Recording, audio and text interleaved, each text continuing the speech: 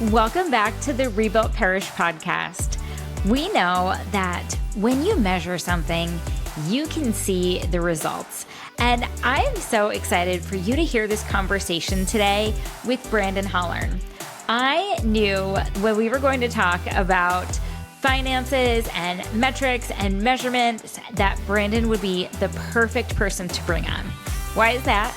Brandon is the Director of Finance and Technology at Church of the Nativity and at Rebuilt.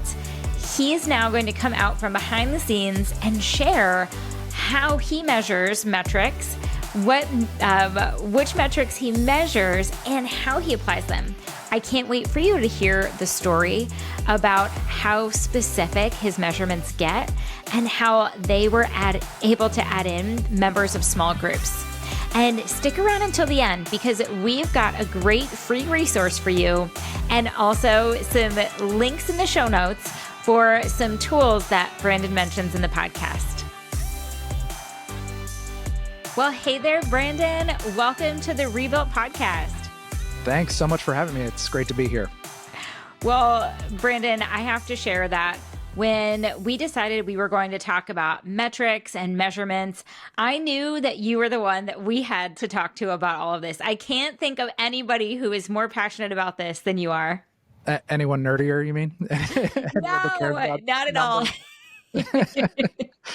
Anyone who gets excited about sharing all of this. And while you're normally behind the scenes, it's exciting to actually bring you on the camera and let everybody learn from you. So it's funny you mentioned that because whenever I see parishioners around church, they're like, I didn't even know that you worked here. And I said, you really see me the most whenever there's a problem that I'm trying to fix. So that's whenever I come out from behind the scenes. So, but yeah, we'll come out on camera for this one. I love it. Thank you. Well, since we're talking about that, can you just let everyone know what you do, what your role is at Nativity and at Rebuilt? Sure. No, happy to. So yeah, I've been on staff at Church of the Nativity since 2014. So 10 years now. I know this is my 10-year anniversary this month. Amazing. Congratulations. Thank you. Thank you. And I was hired initially as the finance director, but over time I've taken on multiple different hats, just like everybody does that joins a parish or works in ministry. You wear multiple hats. So over time I've taken over and are leading the teams for our technology side, which includes our website and our database and our mobile app and metrics, which we're talking about today. So that's all me. And then you do all of that. And then you also support us at Rebuilt too. So the same exact job, but at Rebuilt too, now have great people. It's not me doing all the work. There's great people on every side of that job that are making it happen. And so could not do everything without them. So great team. Well, and Brandon, it was like I paid you to say that because when we talk about the leadership anchor, building layers of leaders is such a critical part of that. And you're talking about how you're able to get all of this done because you've built a great team. So thank you for saying that. Yep. No, and it's not, by the way, layers of leaders. We have great staff, but there's also volunteer ministers that are helping behind the scenes too. So there's layers upon layers there. It's amazing. Well, today we're talking about measuring that progress, having metrics. Can you tell us though, why is this important? Why should we have metrics and measurements? Well, I mean, the really simple answer to that is how do you know if you're being successful unless you're measuring where you are and where you came from? Absolutely. And so, our mission is to make disciples, right? So we're in the disciple making business. It's not a business, but that's what we're doing. We're trying to make disciples. But how do we see if our efforts in the parish are successful or are they not successful? And so that's really the why behind it. You can't really know what to do or what you might need to change or tweak unless you're measuring your results. Absolutely. Absolutely. And we're going to talk about like what some of those metrics are and which ones parish leaders should focus on. And I bet I can guess the number 1 and number 2 metrics that people focus on. Can I guess? Yes, please. Yes, please. Is it attendance and giving?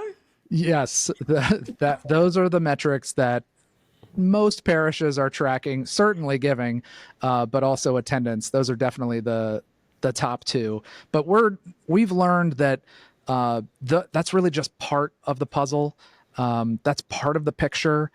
You're not able to really see the health of your parish unless you're tracking other things besides offertory giving and attendance. So, what are some of those other key metrics we should be looking for?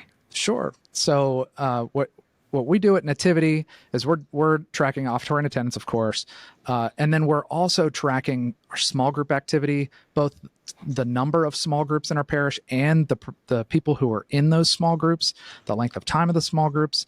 We're looking at the demographics of those small groups. We're looking at serving. Who are our volunteers? Who is serving actively on the weekend? And those are two different numbers. So we have people who are on volunteer teams, but not everybody is active. Every parish has, the top 10%, which they're doing a lot of things. Right. So we're tracking on how often people are serving as well. And then of course we're also tracking sacraments, and we're tracking kids check-in, all of which are great metrics to keep track of, because you're able to see that 360-degree view of a parishioner and that parishioner's family and how they're engaged in the parish. Oh, I'm so glad you said engagement, because that tells us so much more than what offertory and attendance can show us. Yeah, I mean, it's really the attendance and the giving can, for us, we found it's part of the picture, but it's also kind of like a lagging indicator. We found that actually pushing people into engagement, and by engagement, we're talking about not just giving, but we're talking about serving in groups and missions and outreach as well. We found that whenever you can inspire people to get involved in the other aspects of the parish and those other three areas, that they're more likely to attend church, they're giving at higher rates, and they're more likely to invite their friends and neighbors and coworkers to church. So all the other steps of discipleship kind of fall into place whenever you focus on the discipleship. Oh my gosh, that's amazing. I love how just that piece of it fits into that growing deeper flywheel right there. Well, can you tell us then, so how can a parish then set some goals and objectives so that they know what they're measuring? Sure. Well, the first step, I would say, and we work with parishes all over the country, and so I want to just take a moment to just say, getting accurate information, even if it's in limited areas, getting accurate information is really important, even if it's bad. It's really a daunting task for parishes to start tracking, because they might be scared, or they might be afraid of what the numbers might tell, like, oh, how good we're doing, but also Right. maybe we're not doing so well. Yeah. But it's important, even if the numbers aren't great, to just really commit to accurate numbers. We found at Nativity that we're like, the attendance numbers can't be right. We have to go and have somebody else count, in addition to the ushers, or we call them hosts, but in addition to what the hosts are counting, let's have somebody else go back and just to make sure they're right. Well, they were right. We just didn't like what we saw. Right. And so getting accurate information is important. You can't get anywhere if you don't know where you are right now. And then to answer your question about measurable goals, we like to talk, you can talk in two different ways. We've done both. Internally, we've talked about percentage growth, percentage of discipleship growth, percentage of small group, increase of small group attendance. And then publicly, we'll use nice big round numbers. Like, for example, a couple of years ago, we did 1,000 new people in small groups. This is our parish-wide goal for the season of Lent. We want to get 1,000 new people into groups. And so that's how we're able to set goals, or that's how we have set goals. And they're certainly measurable. Whenever we're tracking them, we can see if we were successful or not. Oh my gosh, that's so good. So now, once you set these, then what sort of tools and methods do you use to collect and analyze this data? Sure. So so a couple thoughts on that. We're using kind of old school and new school technologies. So on the old school way, we have our hosts just physically count people as they're coming in. We have a manual head count at all of our masses. Now we have kind of like a technological spin on that, where they can text in their count number to our text line, and it'll it'll populate out and populate those fields for us. But you don't need to do that. We started with just a notebook in the back of the church that we took account, and that's fine as long as you're memorializing that somewhere. So that's the manual side. We also use our church management system, which is Ministry Platform.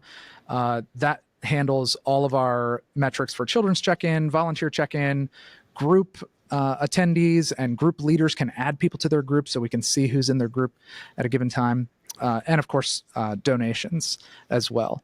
And then we have a little bit more of a sophisticated maybe way of tracking metrics and displaying reports. But for a long time, we were just using churchmetrics.com, which is a free tool, free and open for churches to use. And that's a little nugget that I hope helps somebody out there, that if you do nothing else, just sign up for Church Metrics and you can start memorializing. You can get some nice graphs of your data and start tracking that over time. Oh my gosh. Thank you for saying that. I'm adding that to the show notes now. Now, we're not sponsored.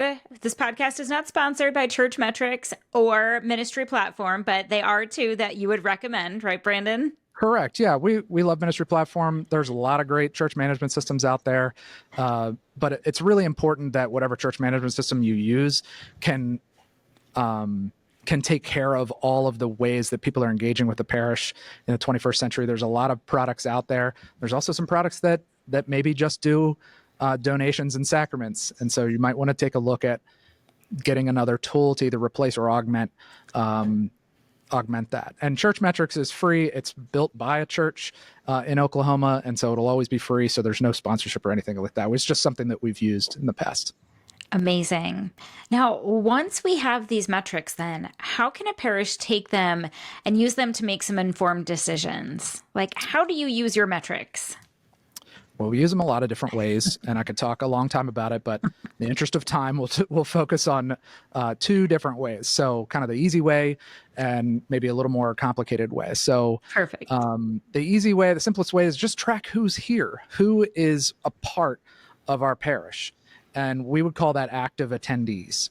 Now, active attendees can be, for us, means something different than other churches, but for us, that means who's done something trackable in the last year. And that could be a donation, it can be a sacrament, it can be checking in for an event or signing up for an event. It could be checking your child into a children's program. It could be attending a group, it could be going on a mission trip, it could be any of those things. It could be filling out a custom form. Maybe you wanted to have your child baptized or you wanted to sign up for more information. That's all tracked in our system, and we would count that as an active attendee. Now, a year's kind of long. We have ways of tracking lapsing participants and trying to re-engage their activity level after a 6-week period, but that's the simplest way. It's just seeing who's here. One number. It's really simple. How many people were active in your church in the last year? Just knowing that number and then seeing if that number is increasing or decreasing is really powerful. Oh my gosh. I'm sorry to interrupt. That's just a game changer, though. When I think about how many parishes out there right now, they can tell you how many families they've got in their data system, but they can't tell you how many are engaged, how many are active, how many who have been involved in the last 6 weeks. That's incredible. Sure. We found whenever we started tracking on that number, really honing in on that number, we would classify them as lapsed or inactive for people who have not done something that's trackable. And to be clear, that doesn't mean anything publicly. If you were to call the parish and you need an anointing or you need to get your child baptized, we're not saying no. It doesn't mean anything other than you haven't had any activity recently. But tracking that one number over time has been really helpful for us. That's incredible. So now what do you do with that once you find that maybe they've gone inactive? How do you reach back out to them? Good question. We have a couple of ways to do that. The most notable way or the most successful way that we've found is we have a system in place. It's called a lapsing today notification in our system. We literally call it lapsing today. I love that. And we send it out. We send it out from our member care director, Bob. It has come out from our connections coordinator, Allie, which I think she's been on the podcast before. She has. So Allie used to send those. Now it's Bob, and we send it out. And I can probably quote this verbatim, but it's a message that says, because what you don't want to do is tip somebody off like, hey, I haven't seen you at church today, or why have you Right. stopped giving? Like that's the furthest thing. This is like an opportunity for member care to care for somebody. Because a lot of times when people are lapsing, there's a reason behind that Right. lapse. And so the member care position is a great person for this to come from. So the message says something to the effect of, hi, my name's Bob. I work at Nativity. I reach out to everyone in the congregation from time to time to see how they're doing. How are you? If you're doing great, we'd love to hear it. And if you're in a season of struggling, please let us know how our staff can be praying for you this week. Oh my And gosh. and that has garnered a lot of responses. And there's a lot of wins that we can point back to, maybe or maybe not coming back to the church, but just opportunities for ministry. One prime example is somebody wrote back to Bob and said, hey, Bob, this message has been really timely for me. My wife actually just went into rehab last week. We've had a really tough season. So if you could be praying for her, that would be wonderful. And so that gave us an opportunity to reach out to that family and to walk with them through that struggle. And again, just give opportunity for ministry. That's what we're called to do. Which you wouldn't have known that if that email hadn't gone out. Exactly. It would have went unseen. They would have lapsed away from the church. So gives you an opportunity there. Oh my gosh. That is incredible. I love that. Now, so we talk about gathering these metrics and analyzing the data. Well, how do we, I guess, what are some of those best practices that we use to communicate those numbers with the parish? You shared that not everything gets communicated. There's inside metrics and there's outside metrics. Maybe what are some of those outside metrics and how are you communicating those with the parish community? Sure. I mean, I would, so we don't have a traditional bulletin. Most of our communication is all handled through our website, through our announcements at the beginning of Mass and our announcements after communion. After communion, that segment we call end notes. So a lot of the wins that we're sharing with the parish happen in that end notes portion of the Mass. So where Father Michael or a member of the staff will come up and make a big announcement. And so we've celebrated with the parish before, especially if we were raising money for one of our mission partners, or whenever we have a huge goal out there of, say, 1,000 people in small groups. People want to know, did we make it? Did we make the goal? And so we'll actually tell them the number. We don't fib about the number. We say the real number because we're tracking accurate data. And fortunately, we've been very fortunate that we've made our goal and exceeded it each time that we've done something like that. But yeah, we'll use that segment. If we're coming back from a mission trip to Africa or in Guatemala, we have mission partners in Kenya and Guatemala right now. We'll share pictures of what happened. And so that part's less metrics, but they are seeing parishioners. People are seeing other parishioners that are traveling. So that's a big win for us. That's incredible. I think that also paints nicely into the vision of the parish. And when you cast that vision and share some of those wins, then that also helps people see, oh, wow, this is the fruits of that stewardship right there. They're getting to see that in action.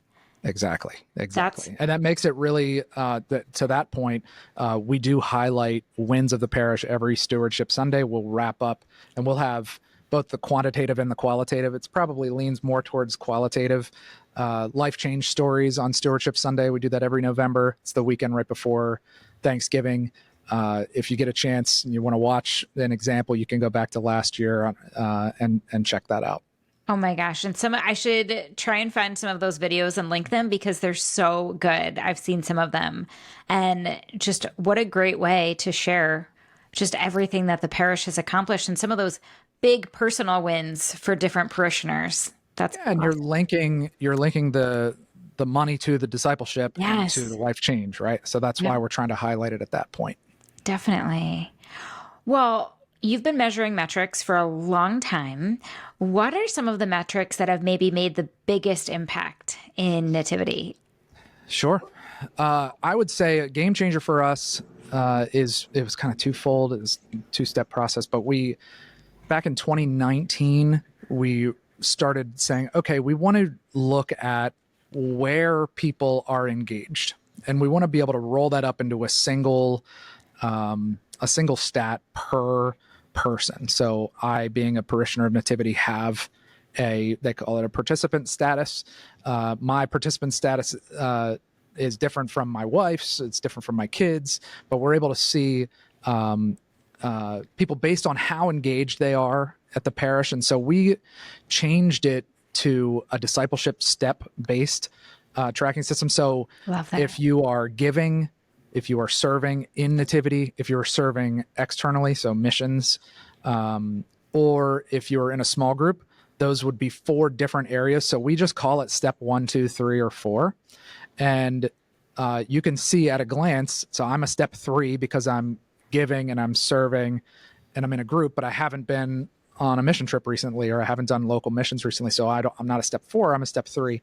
And so that's been a game changer for us because we're able to roll that up into a report that we show in our offices each week, that show that's 24/7. They're on the monitors in the office that show, okay, here's how many people are in small groups. Here's how many people are giving. Here's how many people are serving. Here's how many people are in missions. And then you can break out like how engaged are people within that step. So you can see, okay, our givers, I know this stat right off the bat, 60% of our givers are only giving. So it gives you opportunities to see where you might be able to draw some people that are only giving to maybe go into a small group. Or what's been really helpful for us, if you are serving and you're only a step 1, that means you're only serving. So let's take that and let's try to find leaders on our ministry teams to start small groups to try to drive people into small groups. And we've seen a lot of success with that. We call it cross-step promotion, cross-step advertising, whatever you want to call it. But we're trying to get people to grow deeper and get more connected with the parish by taking that second step. That's been big for us. Oh my gosh, the way you're connecting the steps of discipleship with metrics, that's incredible, because as you said in the beginning, we're in the discipleship business, and you've just taken a business practice right there, which is finding these measurements, analyzing them, putting them into use, and you put them in the church world. This is incredible, Brandon. So we've done that for the last couple of years, and we've found a lot of success, specifically with the with serving, getting into small groups, and groups getting into serving. So those 2 steps, we see a lot of cross-step promotion between those. And so we'll use kind of like our wildly important goal, or our church goal from the year a couple years ago was 10% discipleship growth. So again, internal number, we're not saying 10% publicly, but we're displaying this for the staff to then percolate ideas on how to get this to happen. Here's another example of how tracking this has worked. So we know, I love this story so much. We know everybody who is checking a kid into a kids program on a weekend. We have about 800 kids or so that are checking in on a course of a weekend from 1st grade up through 12th grade. So our 1st through 4th grade, let's just focus on them just for a second. So we call that our Quest. It's religious education for 1st through 4th grade. A lot of kids in there going through First Communion. Same thing as most parishes are doing. Our small groups department had a great idea of, hey, we know that we need more men in small groups. We have a lot of women. We have a lot of mixed adults groups. We don't have a lot of men's groups, and a lot of young dads. We don't have a lot of young dads in our small group program. I'm sure this is probably common across churches. Yeah, not unique to us, right? And so somebody in the group is like, we have these kids that are checking in on Sundays. What if we were to try to encourage dads of those kids who are checking in for religious ed? And it doesn't happen during Mass. It happens before or after Mass. So there's like a 40-minute window in between Mass or before Mass where parents are dropping off and they're either going grocery shopping, or they might be sitting in the cafe and just waiting to pick their kid up. So what if we sent them a targeted email saying, hey, we're starting a dad's group on campus while your child is in Quest. So would you like to join us? If so, meet me here. So we sent that out, and we sent it, I think it was maybe like 100 dads, 150 dads, something like that. And so, and this came from Nicholas, Father Nicholas, our one of the priests on staff here. And so, but he's big in small groups. He's very heavy in small groups, and our small group team. It's great. He sent that email from him through ministry platform, through our system. And then this is the best part. So he stands out before Mass, and anytime he saw a man holding a little kid's hand, walking up to check in for church, he's like, hey, did you get my email? And I love that. he didn't know who any of these guys were, but the 1-2 punch of sending the email directly from him, most of them got it. Even if they ignored it, they probably read it. Right. And so he was able to get about 50 dads into small groups Oh my gosh. in September. Yeah. And so they were meeting while their kid was in religious ed in their Quest group. So it was a great win and could not have happened if we didn't have all of our information in one system and be able to track who's in a group, who's not in a group, who's checking kids in for their Quest groups. Because we didn't want to bug people who were already in a small group. Right. For example, I have a child in Quest. I didn't get that email because I'm in a small group. So we were able to parse that out using our information system. Oh my gosh. I love that you can get so intentional with your actions when you know what your data is, when you can parse all of that out.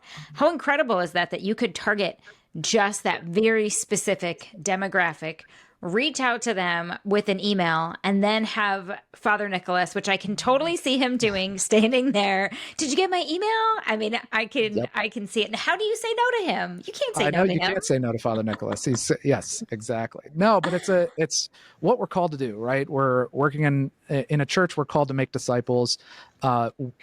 Metrics doesn't have to be the boring side of church life. It can really help drive decision making, and it can inspire new ideas to help drive ministry and drive discipleship. And so that's what we're trying to do here at Nativity. Wow. Well, you've done just such an incredible job of explaining all of this and bringing metrics to life and showing how, when you measure things, that you can do so much more in your parish, especially around discipleship. And you've said this already, you've shared a little bit, but I would love for you to just maybe touch on it. How do you ensure that those metrics align with the mission and vision of the parish? Sure. No, happy to. I mean, we all come back to our missions to love God, love others, make disciples. And so how we are able to make disciples and how disciples are made in each parish, it's different from parish to parish, but we're called to do that. And so we've found at Nativity that metrics and tracking metrics and using that information to help drive discipleship growth is really what we're called to do. That's our mission. And so if that helps to bring even just one more person to Christ, then Yes. It's worth doing. Yes. Oh my gosh. And I can't stop thinking about those 50 dads you wouldn't have otherwise had in those small groups. And we even know the benefits of small groups and how that helps a person in their discipleship. I mean, because you were able to get so specific, you've now changed the lives of not just 50 dads, but 50 families. And think about exactly. the people he's going to talk to. He is Timonium Tim, right? So now you've got 50 more Timonium Tims out there talking. If they each talk to one more person, that's now 100 more people that have been discipled. I mean, it's just incredible. Exactly. It's the law of large numbers, but it's, as I mentioned before earlier in the podcast, people who join small groups are more likely to serve. They're more likely to give in higher dollar amounts, and they're especially more likely to invite a friend, invite a family member, invite a coworker, and invest in the invite strategy. It's a flywheel that turns over, and every time it turns over, it gets a little faster. And that's, metrics are one piece of that. It's certainly not the whole puzzle. I'm not trying to say anything close to that, but it definitely can be an accelerator for growth. Oh my gosh, for sure. Now, how often should you be reviewing some of these metrics and measurements? What does a regular review cycle look like for these? Sure. You can answer this a lot of different ways. Obviously, I'm the guy that's in charge of metrics. I'm the nerd on staff. So I'm tracking these weekly. I'm putting in attendance metrics, kids check-in metrics weekly. A lot of it comes in automatically. When you're using a robust church management software, you can get all of that information automatically. So it's really not a ton of manual effort. I would say maybe 5 minutes a week that I spend on it. And then once a month, I'm updating kind of our monthly metrics just to see how we're doing month over month and year over year. But the decision making predominantly happens once or twice a year. So we're definitely looking at it at our leadership offsite. We're looking to see where where we've come from and what we're looking forward to in the next year and what opportunities for growth we're looking for us. That's in the January, February timeframe that we're going to. We have a 2-day offsite where we do a look back and a look forward and set out priorities for the year. And metrics are part of that conversation. Again, it's not the whole conversation. It's just information to help see where there's opportunities. Right. Well, and you've talked a lot about quantitative metrics, and you did mention a bit about qualitative metrics as well. So how can parishes balance that qualitative with quantitative? Yeah, that's a great question. I would say we certainly are focused more on quantitative because that's the easier one. Yeah. The qualitative is really tough. It's really, really hard. There's a lot of really smart people, way smarter than me, that in different organizations around the country that are formulating surveys, discipleship maker surveys, just seeing how parishioners' faith lives are enhanced by the church and see where they are in their faith. We don't do a ton of those. We have surveys from time to time, but that's certainly one way that you can try to balance that along with your quantitative metrics of measuring people who are here and people who are engaged in discipleship steps across your parish. You can pair that with surveys.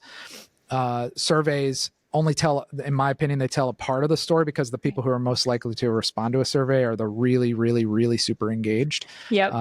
And so our target for who we're focusing our efforts for is Simonium Tim. Simonium Tim's less likely to respond to a survey than your top 10, 20% of parishioners who do all of the things. Yep.